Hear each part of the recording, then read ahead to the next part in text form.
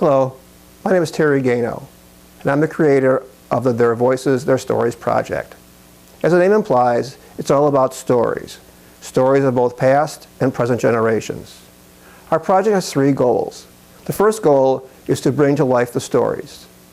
I can look up the name of my grandpa Ralph Gano in the 1910 U.S. Census and find out that under job occupation, it has him listed as a theatrical artist. It's interesting, but not much of a story.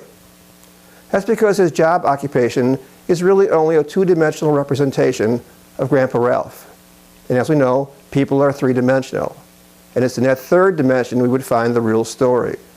The story of how he met his future wife, Hazel, and my grandmother when she was only 15 years old and dancing on the stage in vaudeville. That would be a great story. The second goal of the project is to preserve the stories. Most of us have pictures, letters, maybe diaries, or other memorabilia from our relatives. But without proper care, over time, these items will deteriorate along with the stories.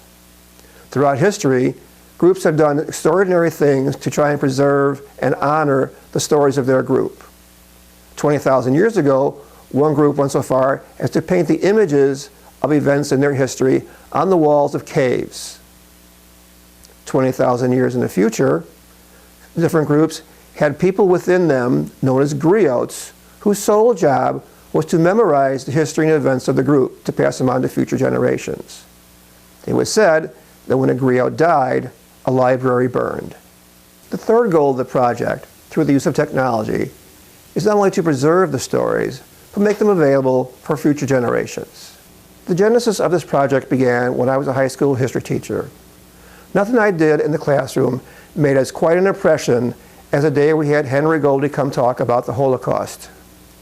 Henry Goldie was a Holocaust survivor, and he was only 15 years old when he was taken, as he described by the Germans, and spent the rest of his teenage years being moved from one concentration camp to another.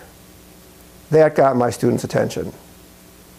The next step was my involvement with the National Veterans Project. Students were able to interview veterans from World War II, Korea, and Vietnam. They were able to sit down with Dr. Alan Pang, a Hawaiian-born Chinese who was a member of the U.S. military. His first day in service turned out to be December 7th, 1941, in a place called Pearl Harbor. That was an incredible story. Finally, it was lunch with one of my oldest friends that really brought the project to life. During the course of conversation, somehow we got around talking about his 92-year-old mother. And I happened to ask him what high school she graduated from, and he didn't seem to know. As we asked some more questions, it became apparent that he didn't know more things about his own mother, who he lived with for 65 years. So one day, I packed up my camera, the rest of the gear, and went over to her house and sat down and interviewed her. From the very beginning, she didn't think she had much of a story to tell, but that was far from the truth. As a teenager, she grew up during the Great Depression and World War II. In the end, she had an incredible story to tell. That story has become the first story for our project. It was this interview that led to numerous other interviews with friends, relatives, and relatives of friends. It was his background and these interviews that led to the creation of this project. As the interviews are completed and turned into documentaries, they'll be posted on the website for future generations to come and view. On a personal note, I was only 16 when my father, Robert Gano, passed away. I don't have much from his life. I have some pictures, a copy of his yearbook, and some other items. But I'm really missing the story behind the man. And I wish I could have sat down and interviewed him. And that's why I created this project. I want others to be able to have those missing stories from their relatives. And so that's why I created Their Voices, Their Stories.